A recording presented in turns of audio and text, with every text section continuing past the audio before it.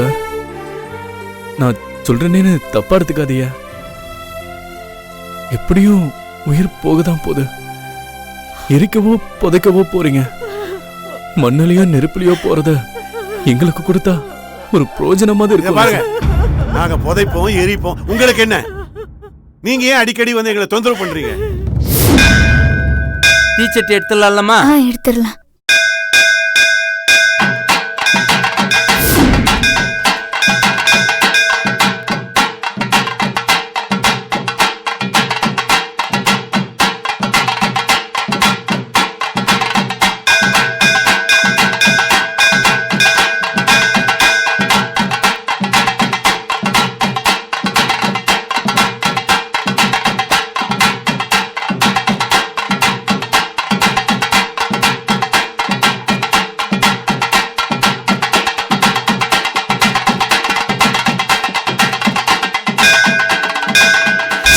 Sir, யாருக்கும் பயன்படாம போற இதயம் இன்னொரு பொண்ணுக்கு பயன்படட்டுமே.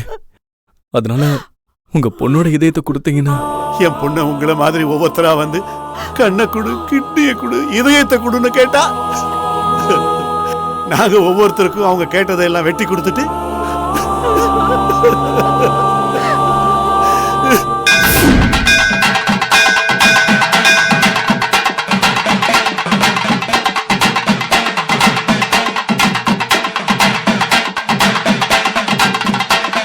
மாலையை கொடுமா,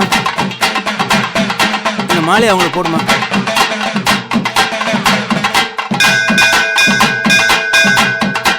இதை அவங்க முந்தானையில் கட்டி விடுங்க.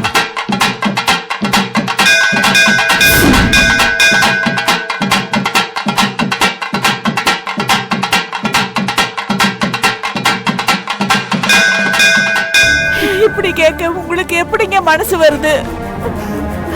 என் பொண்ணுக்கு மூளைச்சாவு வந்தாலும் என் பொண்ணு தாங்க.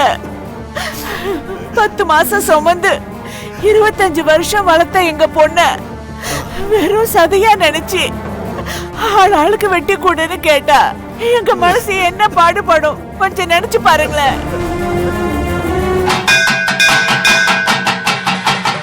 டீச்சர்ட் எடுத்து அந்த அம்மா கிட்ட கொடுங்க.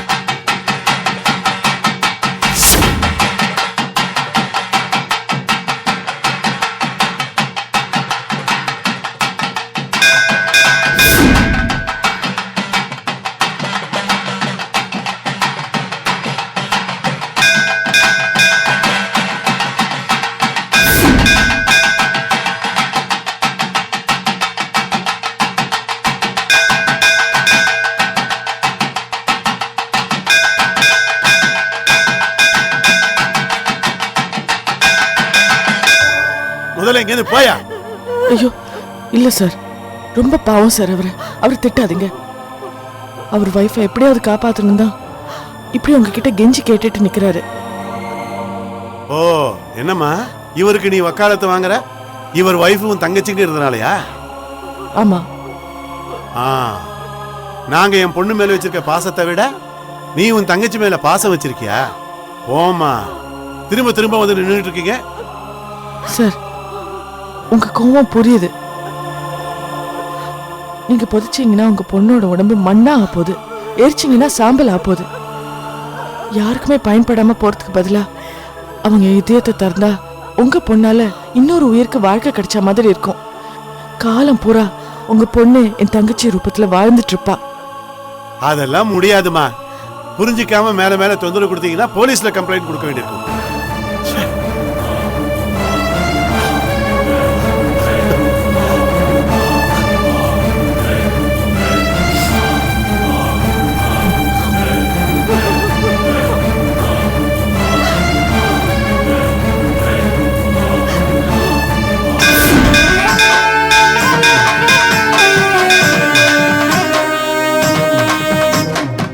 வேண்டுதலை மனசில் நினைச்சுக்கிட்டு கோயில் பிரகாரத்தை 3 சுத்து சுற்றுவாங்க.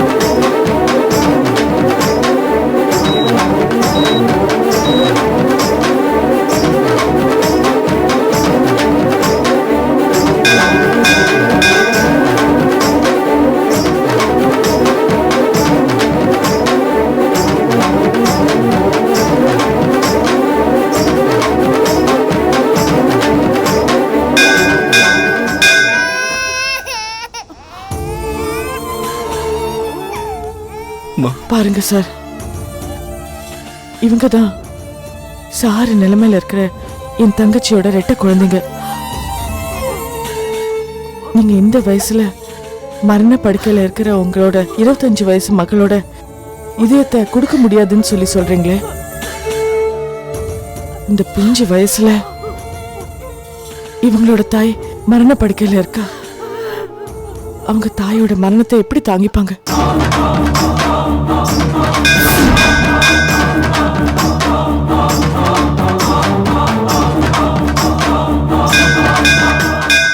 நாங்க எப்படி ஆறுதல் சொல்ல முடியும்? எங்களோட ஆறுதலான வார்த்தைங்க இந்த பிஞ்சு குழந்தைங்களுக்கு புரியுமா?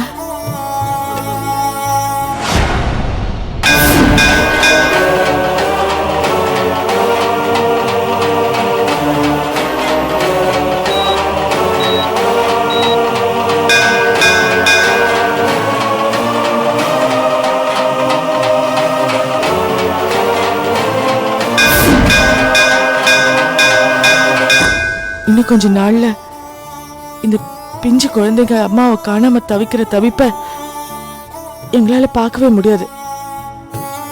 இனி நிரந்தரமா இந்த குழந்தைங்களுக்கு அம்மா திரும்பி வரவே இல்லைன்னா அவங்க அம்மாவோட இழப்பால ரொம்ப தவிச்சு போயிடும் சார்.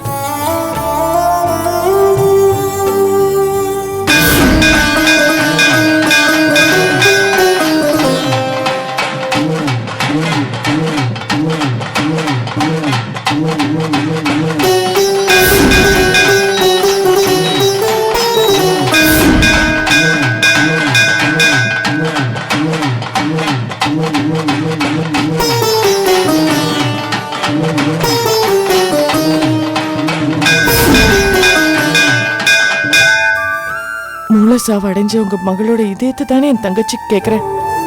அதனால என் தங்கச்சி உயிர் பழப்பா.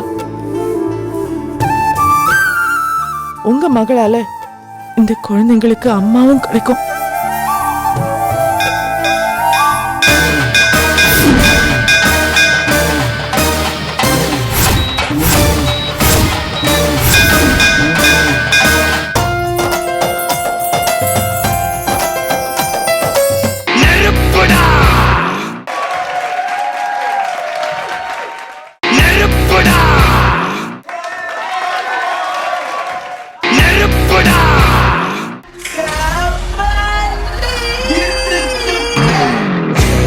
ஹேண்ட்ஸம் வழங்கும் கபாலி டம்பஸ் ரிவ்யூ நெருப்புடா.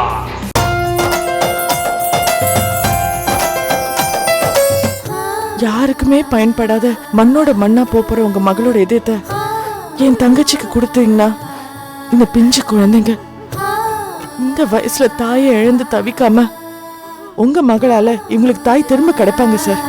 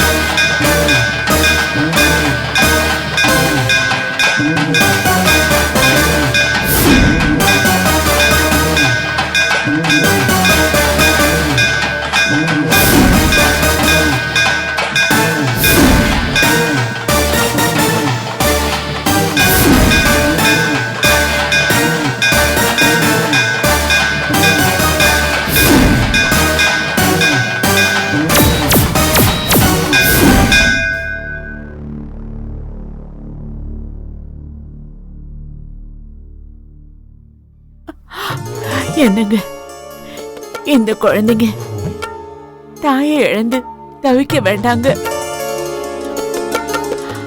நாம 25 வருஷமா நம்ம மகளோட வாழ்ந்துட்டோம்.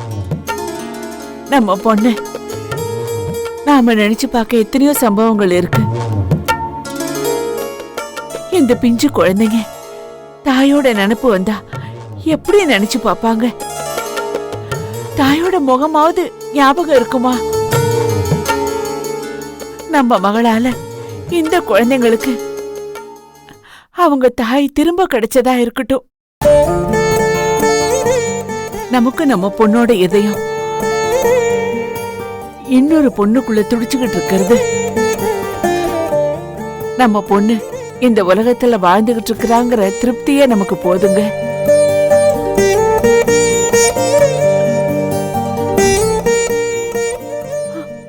சார், என் பொண்ணோட இதயத்தை தர நாங்க சம்மதிக்கிறோம் சார்.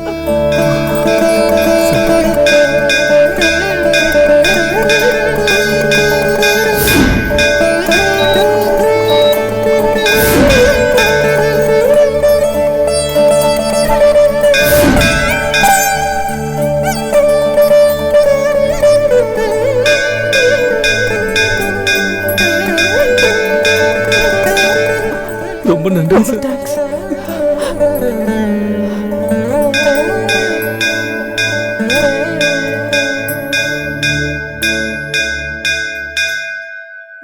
டாக்டர்ஸை பார்த்து என்ன ஃபார்மாலிட்டிஸ் பண்ணணுமோ அதை பண்ண சொல்லுங்க.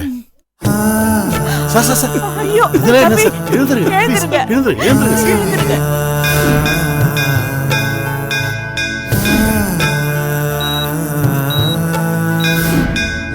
கேளுங்க சார், எழுந்துருங்க ப்ளீஸ். ரொம்ப நன்றி சார். பரவாயில்லைங்க, எழுந்திருங்க தம்பி. எழுந்துருங்க, சொன்னா கேளுங்க. ரொம்ப நன்றி சார்.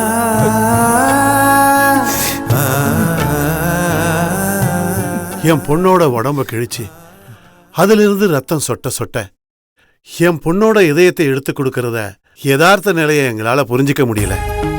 இவங்க சொன்ன பின்னாடி தான் எங்களுக்கும் புரியுது.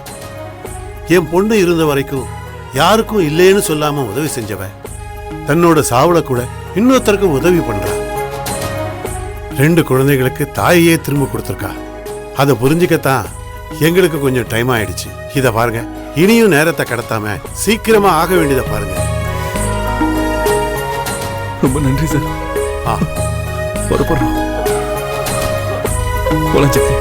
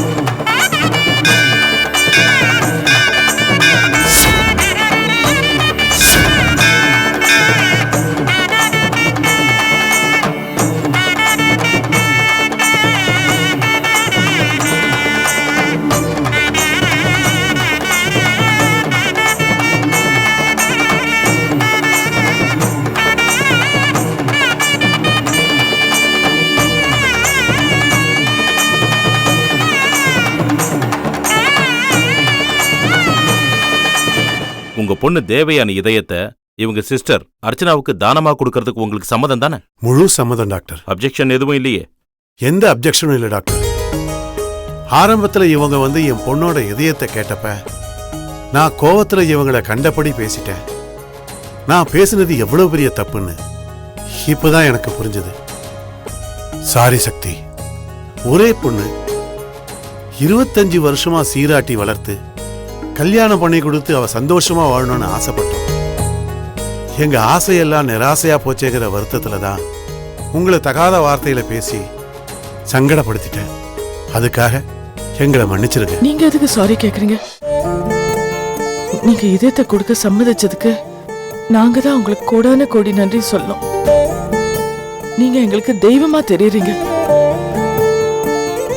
ரொம்ப ரொம்ப ரொம்ப நன்றி. என் மனைவி அர்ச்சனாவுக்கு நீங்க உயிர் பிச்சை போட்டிருக்கீங்க. இது மூலமா அர்ச்சனா மறுபிறவி எடுக்க போறா. இதுக்கு எங்க குடும்பமே உங்களுக்கு நன்றி கடன் பட்டிருக்கீங்க. எங்க பொண்ணு மூளைச்சாவு அடைஞ்சு இறந்ததுதான் எங்களுக்கு தெரிஞ்சது. நீங்க தான் அந்த சோகத்துக்கு பின்னாடி ஒரு சந்தோஷம் இருக்குங்கிறத புரிய வச்சீங்க. இது மூலம் மத்த உறுப்புகளையும் தானம் கொடுக்கறதுன்னு முடிவு பண்ணிருக்கோம். இதை கேட்கும் போதே எங்களுக்கு ரொம்ப சந்தோஷமா இருக்குமா. எல்லாரும் உங்களை போல உடல் உறுப்பை தானம் செய்ய முன் வரணும். அப்படி செஞ்சா இன்னும் எத்தனையோ பேர் உயிர் பழைக்க முடியும். நானும் உங்களுக்கு நன்றி சொல்லிக்கிறேன். இந்த டாக்குமெண்ட்ல சைன் பண்ணுங்க.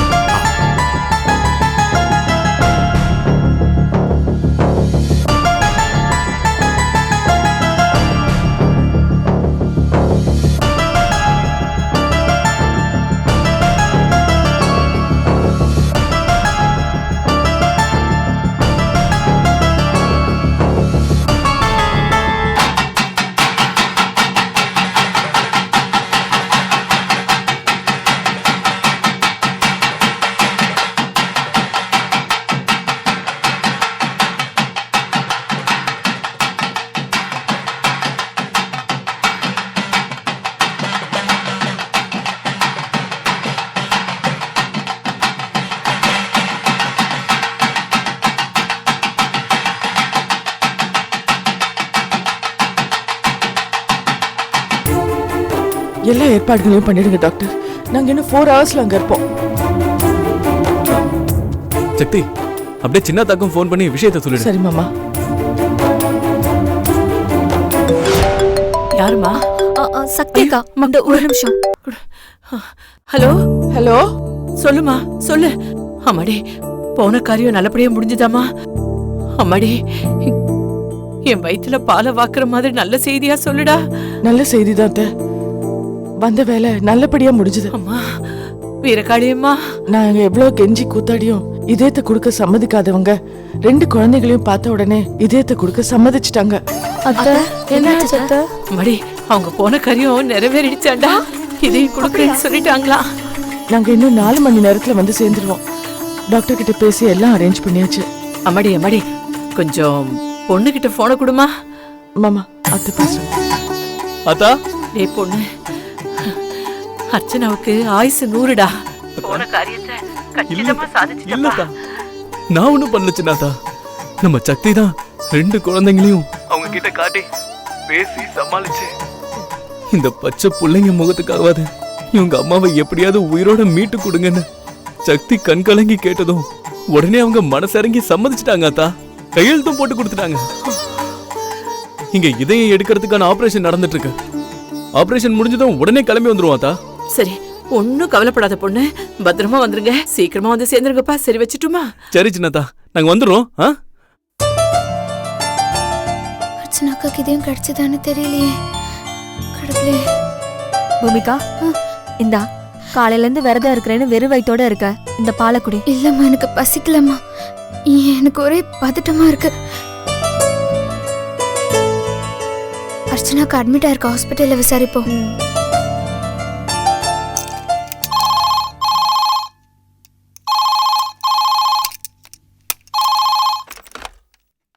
ஹலோ. ஹலோ. யா சார், நான் ரிசப்ஷன்ல இருந்து பேசுறேன். சீஃப் டாக்டர் இருக்காரா? சொல்லுங்க, நான் தான் பேசுறேன். பூமிகான்னு ஒருத்தவங்க உங்ககிட்ட பேசணும்னு சொல்றாங்க. லைன் கொடுக்கணுமா?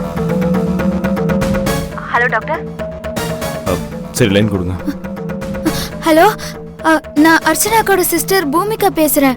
உங்களுக்கு ஹார்ட் கிடைச்சிருச்சா? ஆபரேஷன் ஆரம்பிச்சிருச்சா? Hello hello. நான் பேசின பூமிக்கு அடையாளம் கண்டுபிடிச்சிருவாளே. Hello doctor. என்ன?